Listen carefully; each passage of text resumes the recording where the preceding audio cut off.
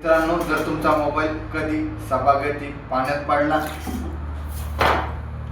दाखव रे, अशा रीत्या पाण्यात पडला तर आपल्या मोबाईलच्या स्पीकरमध्ये पाणी जातं, डिस्प्लेमध्ये पाणी जातं आणि चार्जिंगच्या स्कॉडमध्ये पाणी जातं, ज्यामुळे आपला मोबाईल बंद देखील पडू शकतोय.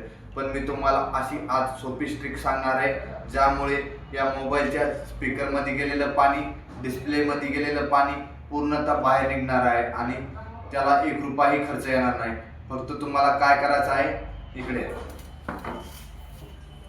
गुगलवर जायचं आहे, फिक्स माय स्पीकर असं सर्च करायचं आहे आणि पहिली वेबसाईट दिसती तिला ओपन करायचं आहे. ज्यावेळेस आपण ही वेबसाईट ओपन करतो त्यावेळेस याच्यामधून असा छोटासा साऊंड येतो.